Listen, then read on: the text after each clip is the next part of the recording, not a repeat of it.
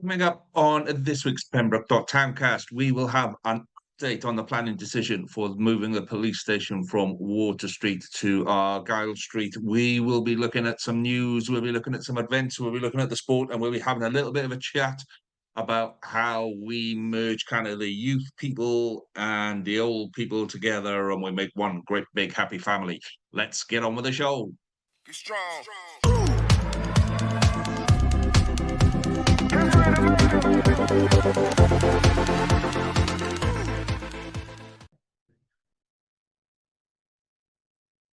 Welcome back to this week's Pembroke Dock Towncast with me, Lee G.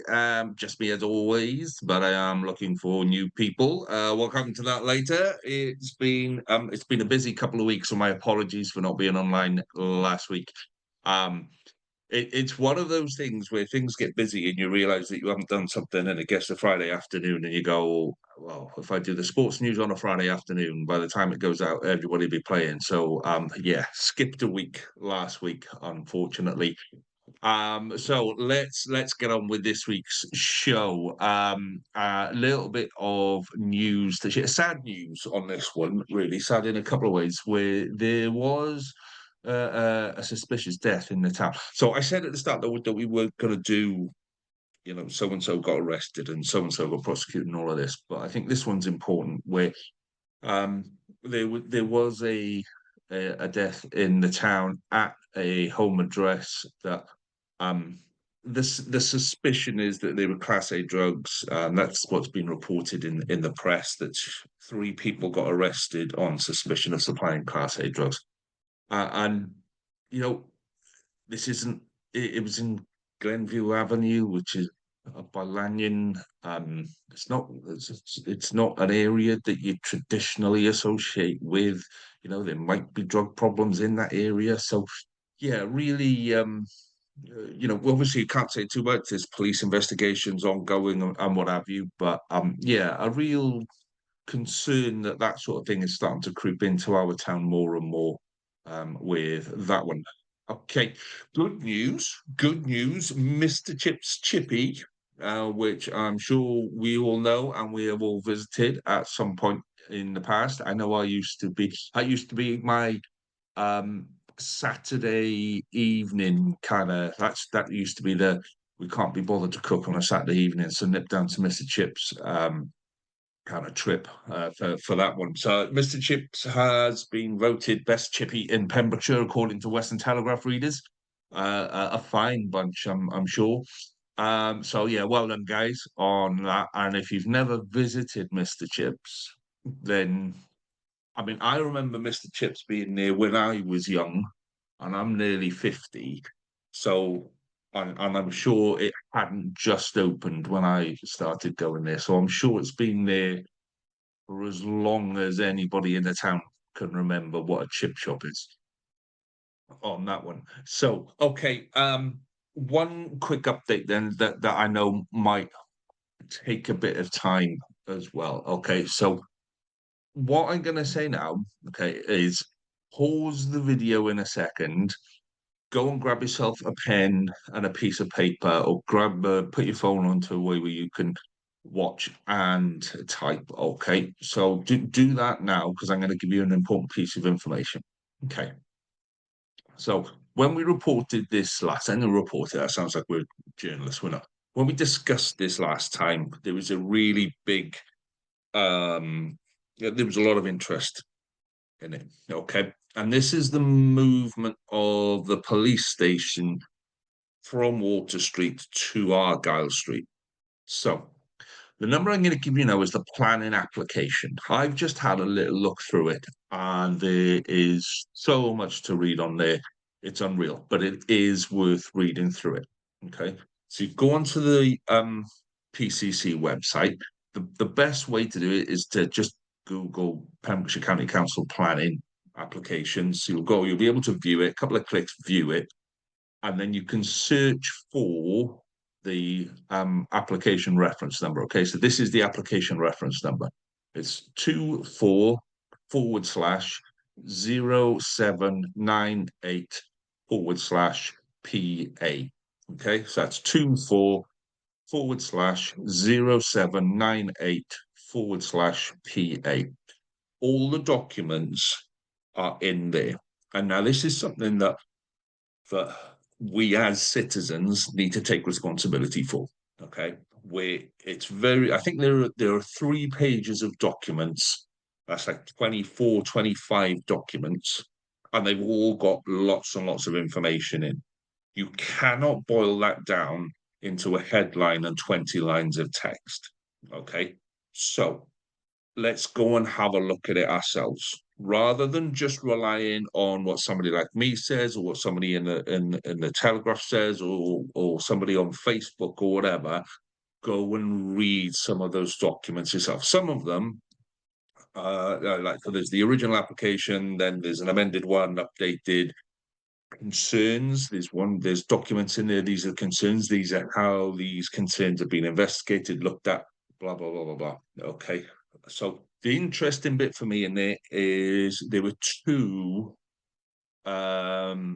requests that went back to the planner, to the agent, sorry, went back to the agent to put an exit onto Bush Street. Could they put an exit onto it? So from that back car park, exit onto Bush Street. And that was declined twice by the planner, and nothing has been kind of updated or done since. We've just kind of accepted that that's going to happen. So for me, it looks like this is now a done deal. Yeah. Now we've discussed this a couple of times already, and we've had a lot of discussion with residents groups, and there's been a lot of comments on our Facebook page about whether this is the right thing or not, with particular concerns around traffic and school around the corner, youth centre around the corner, all of these kind of things, residential street. All of those are discussed in those planning documents. Okay. I'm not going to go through all 24 planning documents now, and I don't suggest you do either. I suggest you pick a couple that look relevant to you. There are things in there like the accessibility statement for people in wheelchairs or disabilities. Okay, that might not be relevant to most of us. There are things in there about the environment and waste disposal. Again, most of us won't. That won't be relevant to most of us. Okay. So but it's worth. There's loads of stuff in there that's worth going through and having a look. But it looks like this is now going to go ahead. One thing that I will throw in there, okay, and I totally get what the residents of Argyle Street are saying and how I think it said there were 20 something, 20 odd comments received from local residents. Okay. Take away that side of it, and I'm not dismissing that side of it at all. I'm just saying, just take that side away from it at the minute. Okay, so we know that if the site in Water Street, okay, at the bottom of Water Street, if that was to be put into a stage where it would be usable now for what it needs to be used for, the planning on that would be quite big. It's essentially knock it down, start again type of a thing from what I can see. Okay. Whereas the one in Argyle Street is pretty much good to go. There is a map, a layout of the site in there, and it stays as it is. There's one new partition wall in 2 parts, I think it is, that goes in there, and that's it. It's done and dusted. It's all singing, all dancing. Very little needs doing to the building. The flip side of that, okay, is could you then convert that community building into some kind of residence? If it's not going to be a police station, what does it turn into? Okay. And that bit is less clear. There isn't a massive demand for can we go there? Can we use that business? Can we use that building? Yeah. Um, the option to extend the Argyle Street surgery is pointless, as we said in our Argyle Street um, deep dive. They're missing 10 doctors, so they've got plenty of space in the surgery. So can it be turned into residency? Not really. It's just not that kind. It's an old building that's been updated and updated and updated for specific uses. It's an office building now. So they used to play five-a-side football in the old hall. It used to be our old school hall where we used to do Christmas shows and what have you. So it's not really going to be usable as a residency. Again, you'd have to knock that all down and rebuild it. And I think it is a protected building. Not 100% sure, but it's the outside of it is protected, or it's in within a protected zone or something like that. You then take a Water Street one. Okay, what could you do with Water Street? Actually, yeah, you could turn that into flats quite comfortably. And it would, yeah, it would improve the area. We look at how many people we're constantly talking about the housing crisis. Here's an opportunity to, put 10, 15 flats there, whatever it is, with less changes than it would take to transform that building into a workable police station. So it's difficult. There are two sides to either side to this discussion. So that's why I'm encouraging everyone to go and have a look at the planning decisions. Okay, so the town council have been out, done the planning committee of the town council have been out. There is nothing there that they can object to. Okay. So where there's nothing that you can object to, then it gets passed. And that's, it may well be passed reluctantly, but it gets passed.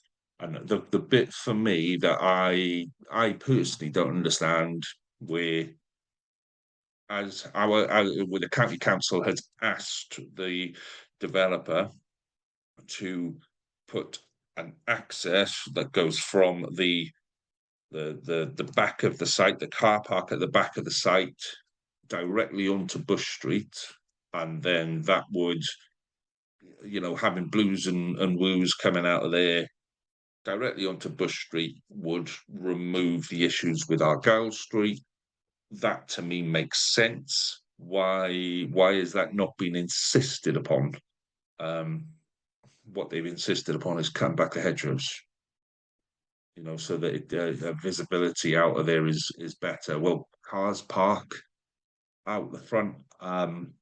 So to me, that's a little bit confusing. But I want you to make your own mind up. I want you to go and have a look. I want you to go and explore the information that is available. And that's what we should be doing more as citizens. This is our town. This is our place. This is our environment. This is where we live. This is where our kids go to school. This is our police station, albeit it's a hub for the south of Pembrokeshire. This is still our police station in our town. So we need to take an interest in it. So the planning application, I say, is 24/0798/PA. I have absolutely no doubt that we will return to this in future as well, because it does keep coming up. Okay. Let's go and have a look at the events. Okay, let's have a look at the events that are on in Pembroke Dock in the next couple of weeks. So the first thing I'm going to say is, if you've got an event going on in Pembroke Dock, doesn't matter what it is, whether it's a pub quiz, a charity disco, one of the things that has come up this morning has just been the where do old people go to have a get together, things like that. And Facebook is a wonderful resource for that, provided there's a page that says, "Hey, here's all the things that's going on, and here's all the regular bits that are going on, and here's all the other bits and bobs." So that's kind of where we want to fill that gap because finding information for events is not very easy for one reason or another. I think we still rely on um the power of voice or spoken words, so and so knows so and so, and they'll tell them, and they'll tell them, and they'll tell, which is great and which is lovely. But we could be spreading that much, much bigger, much, much wider, and lots more people could be visiting and going, hey, here's a great event. Let's tell more people about it. Okay. So, yeah, by all means, tag me in the events, tag us in the events, or tell us, just send us a message, I love Tancast at gmail.com. Tell us what you got going on so we can share your word for you. Okay. So, two main events going on this week. So, the VC Gallery has a bingo fundraiser on May 28th, starting at 6 p.m. I believe the term is Eyes Down at 6 p.m. So, we spoke about bingo a while ago and how much fun it used to be. We used to have bingo hall at the far end of Downtree next to the Nutshell. It used to be a cinema, used to kind of walk through and then round to the back. And it was kind of in the back lane of Park Street is where it was. But yeah, it used to be a cinema, and then it became a bingo hall. And I don't know if it still is. I don't know if it's still there, if it still exists. It's one of those places you just drive past and just don't think of it. I watched The Lone Ranger in there. Um, anyway, I digress. So yeah, we used to have a bingo. So bingo fundraiser at VC Gallery on May 28th at 6 p.m. And then next week from the 4th to the 8th, down at the Quins. The circus is back in town, which is great, and you will start to see posters, fly posters, I have to say, and a lot of them are quite naughty and need to come around after themselves and tidy up. But you will see posters going up around town. Be 4th to the 8th, down at the Quins. Now, on the poster, it says cash only at the door, but then there's a little QR code in the bottom corner that says book here. So I'm not sure how that works, whether you can book tickets or whatever it is. So anyway, but worth going, always a bit of fun. My understanding is it is not a well, they're banned anyway now in Wales, the animal circuses. So it is a fun family event kind of circus. I think it's about the fifth or sixth time this one's been back. So it's obviously very popular and always good to your kids love the circus, especially the clowns. Dads love clowns as well. I don't care how much we try and do that. Oh no, I'm far too old and serious to find clowns funny. Clowns are funny. So and very much up a dad joke kind of place. So yeah, that will be down at the Quins next week, 4th to the 8th. Of May, June, up to the 8th of June. Gordon Bennett, this has gone really, really quickly, isn't it? So yeah, get yourself down there for that because that'll be great. So I've had a couple of requests in as well of people looking for groups. So with baby groups seems to be the one that where can I find a baby group, particularly Welsh language baby group in Pembroke Dock? Would be great. And old people, this old people meeting area. Now there's a couple of people who said, "Oh, this place here and that place here," and then other people commenting, "Yeah, they don't do that anymore." Then there's things like warm rooms. So Penna Hall does a warm room. I think Pater Hall does a warm room as well. Those kinds of things. So let's get loads of them. Let's get a full list of, hey, here's where we can have an old people get together. And we say old people. It's not old people. It's anybody. The one thing that will keep you young when you get a little bit older, you can see I've got a bit of grey. Actually, a little bit of grey. If you ask my kids, that's a lot of grey hair coming, Dad. It's a lot of grey hair. Um, but yeah, we're all going to get to that stage. And the one thing that will keep you young will be talking to young people and having a chat with young people. we will value it when we get older. It's as simple as that. So let's start something now. And the other bit is, I'm still looking for pub quizzes. I'm still looking for the best place to go for a pub quiz. Now I know Kosh Brewery do one, but I forgot to look at the dates. But I'm thinking, are there any in Pembroke Dock? I know the Charlton used to do one. I used to go to that one. So let us know. Let us know if you've got any nights going on in Pembroke Dock in the pubs or with groups or whatever. Let us know because we want to talk about that on next week's show on that. Okay, so if you are liking what you are seeing, please do subscribe to our YouTube channel. It makes a massive difference to us, and here's why. Okay, when you subscribe to the YouTube channel, it tells YouTube that this is a channel that people within this kind of area are watching. And that's what we want to do. We want to access everybody in Pembroke Dock and say, hey, this is for you. This is something you might want to get involved in. So when you click on subscribe, it kind of looks at what you are and it starts to build an algorithm for this channel that will go, right, everybody in Pembroke Dock might be interested in this, and it will show this channel, this video, as when somebody else in Pembroke Dock goes online, it'll look at it and it'll go, hey, here's something that you might be interested in. You might want to see this.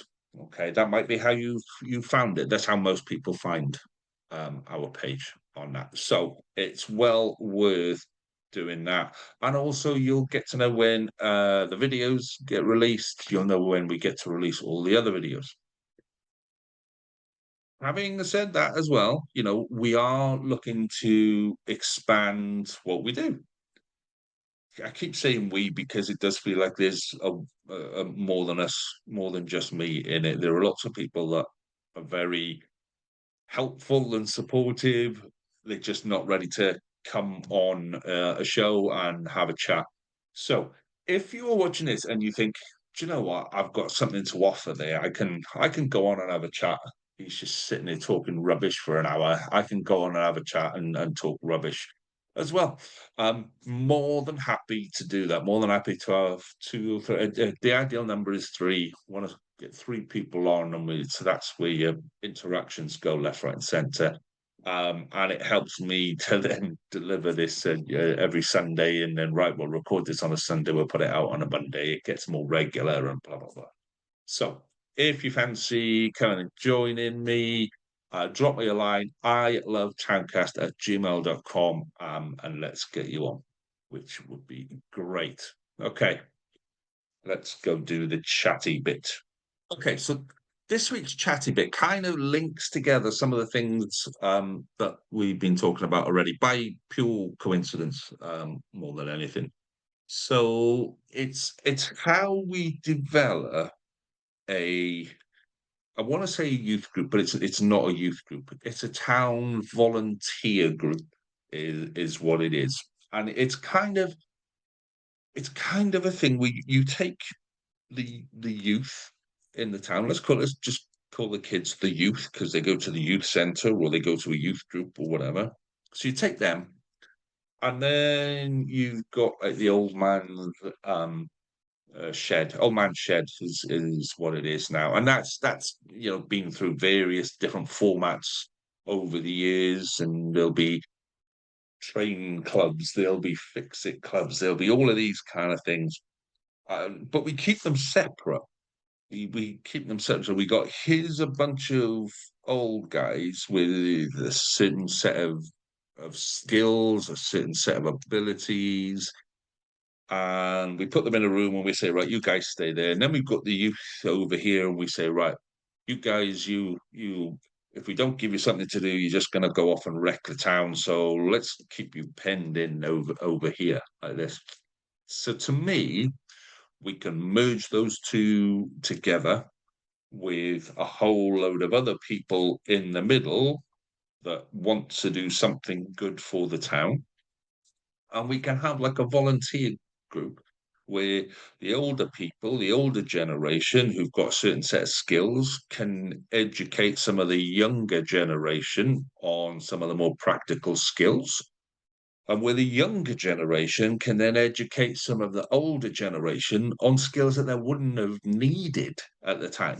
Technology, how to use social media, how to use your phone, how to program your TV and retune your TV, all of those kind of things. And it's then an interaction between the two groups. And I think that would be a much better way forward. Rather than holding two groups, one over here and one over here, we go, right, okay, let's get everybody involved and do something constructive for the town. So we've spoken before about the carnival floats, building carnival floats. That's a very real thing. We could put on an event.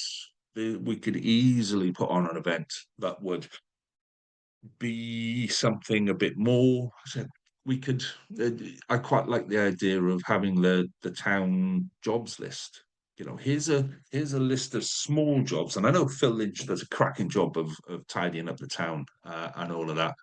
So big shout out to Lynchy on what he does there. But you know, that's just what we don't need to leave it to Phil to do. We can be out there. We can do stuff. We can do stuff to help people who maybe can't afford to do stuff. Maybe there's an old granny that a wall has fallen down, or she can't mow a lawn anymore, or she can't tend to the garden, or something like that. And there'll be hundreds of different jobs around the town, that small jobs that can be done, that we could do as a volunteer group, rather than just going, right, okay, let's put people in boxes and never let them kind of merge with each other. Let's get people together and show that actually, you know, would there be clashes? Yes, there would. There would be clashes. Of course there would be clashes. But we have to learn how to get over that. We have to, as older generations, we have to kind of understand what the younger generation are up to and where their motivations are and what their opportunities are.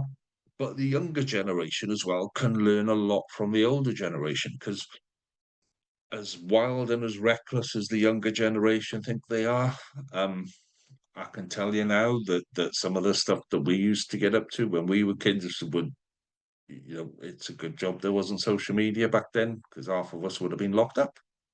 So, there's benefits to both sides of it, and then there's a benefit to the town. What this needs, what this project kind of would need, is it needs somebody to take it on. Somebody to it needs a figurehead, somebody that'll go, right, here's a vision for what we can do. Let's get some people together, and that could be a young person, could be an old person, could be somebody in the middle that goes, do you know what, I just want to do something for the town. Would I like to do it? Yes, I would. Have I got the time to do it? No, because I spend all my life on bloody podcasts at the minute. Yeah, which will hopefully improve itself coming up over the end of the rugby season. But yeah, you know, there are other people out there like me that want to give back to the town that brought them up. You know, you when we get brought up, we do get brought up by our parents primarily, but we also get brought up by the town. It takes a village to raise a child.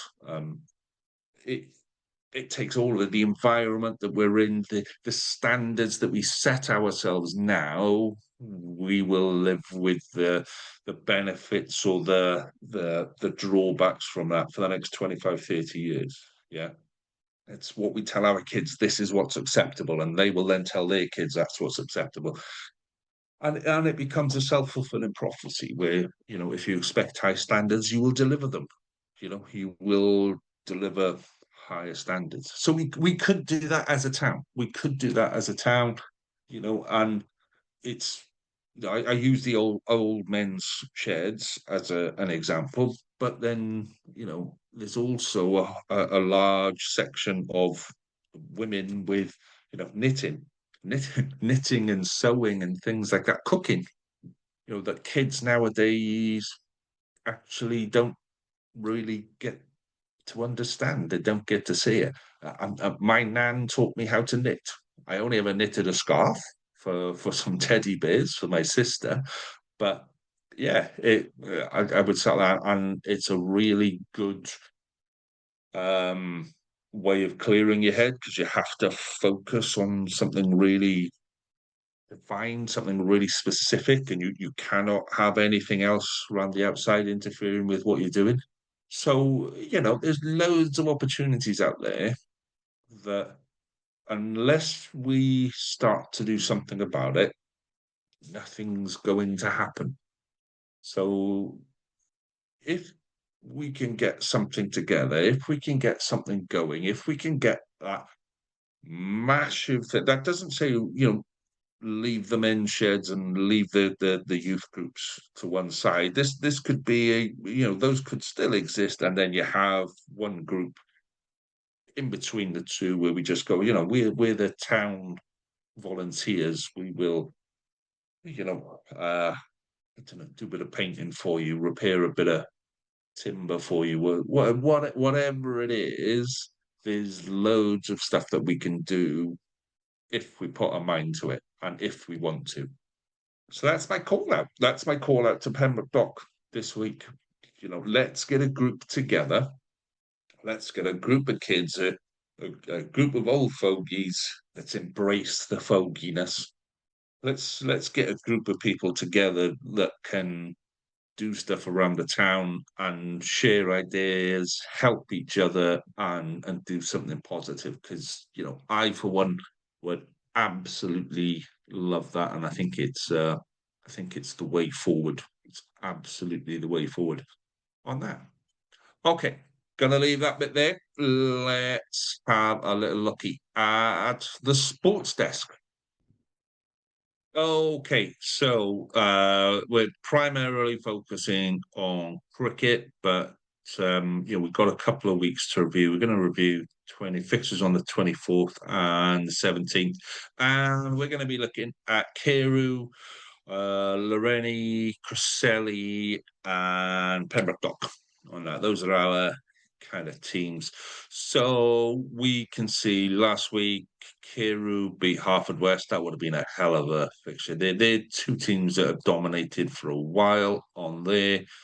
Loreni lost to Nayland. Oof, that's a tough one to take. Whitland lost to Cresselly. So Cresselly beat Whitland by 8 wickets on that. Bowled them all out for 68. That's oof. That's insane. Okay, particularly Division One. But then you look at this little Langham, 40. How'd you get bowled out for 40 in Division One? Oof. Right, a week before there then, so Cresselly beat Loreni. That would have been a tasty fixture. That would have been somebody would have been enjoying that one in the clubhouse after. Carew there again beat Langham. Look at the score that Carew posted there, 365 for 5 on that one. Thank you very much.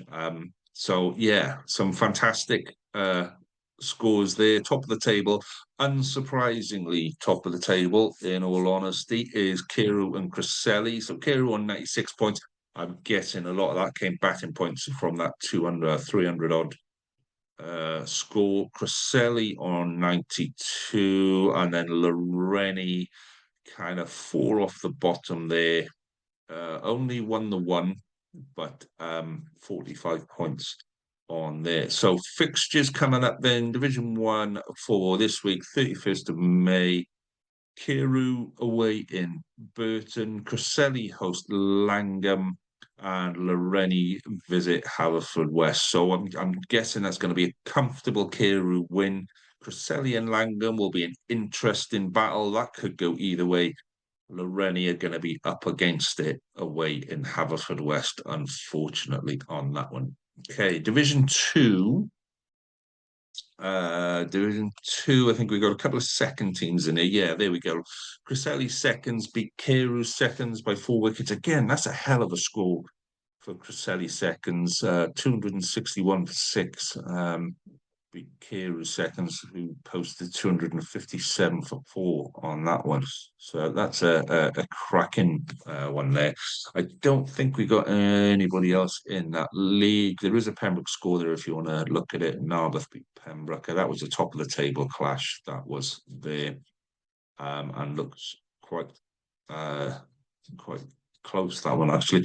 Week before then, Kiru seconds beat Lanryan by 8 wickets, and Cresselly lost to Lechlyd on that. So table wise, then, say Narberth and Pembroke are pretty comfortable at the top there on that, with Kiru seconds kind of mid-table on 58 points, and Cresselly seconds couple of places below them on 53 on there. Nice one. Okay, Division 3, this is where it gets sexy.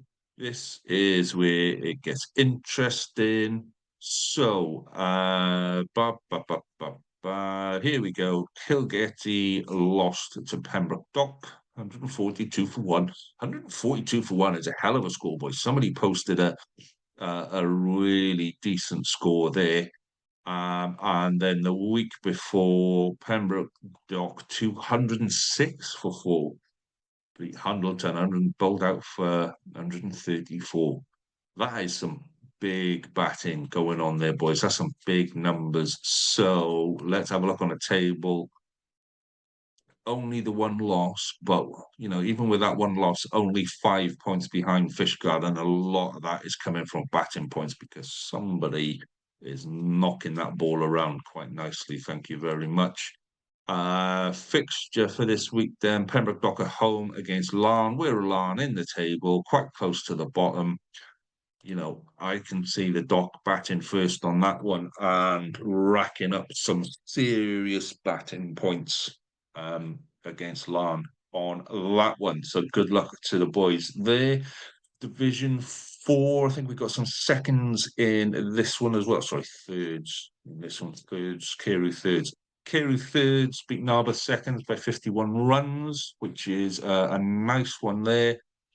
Plymouth beat Loreni seconds by 6 wickets. It's a bit of a shame, but yeah, that's the way it is. Week before then, Tiddly Poms, Loreni seconds lost to Carew thirds. That was the game that we were looking at. We're in Division 4 now, and we're still posting runs in the 200s, which yeah, that's some really good cricket that far down in the structure. So let's have a look where we are. Loreni and Kiru, both kind of mid-table, bottom half of mid-table, 54 and 49 points. So quite close, but there is a bit of a gap in between the bottom half of the table and the top half of the table. So hopefully we can do something there. Let's have a little look who's playing who this week. Loreni seconds against Pembroke seconds. That's going to be a little bit of a challenge for Loreni, but Carew thirds and Langham seconds. Langham bottom of the table, not won yet. So again, I'd be hoping to see Carew put themselves into bat and knock up some serious batting points on that one. I think that'll be a good one to keep an eye on there. Into Division 5 then. Let's have a little look at results in Division 5. So, Cresselly thirds, lost to Herbrinston seconds, and Pembroke Dock seconds beat Neyland thirds by 8 wickets. Yeah, go Dock seconds, because that's what we want to see. Where does that put everybody in the table? Pembroke Dock seconds are top of the table. Come on, boys. Here we go. Cresselly thirds are kind of halfway, but you can see there's a missing game there between Whitland and Handleton. It is quite close, but you can see the 3 teams at the top, which is the Dock, Herbie, and Lechlyd, all quite close at the top. All lost one game, but I think the Dock seconds here are doing really, really well on that one. We're going to have a quick look. did I say no, I didn't do this one, did I? So in local derby, Cresselly thirds and Dock seconds for this week. Um, let's look at where we are on the table there against there. You'd say that should be a comfortable Dock win, but it's cricket. Who knows what's going to happen on that one? Let's quickly have a look in Division 6. I don't actually think we've got anybody. Division 6 confuses me because we've got this Haverfordwest Cresselly team and not everybody plays every week.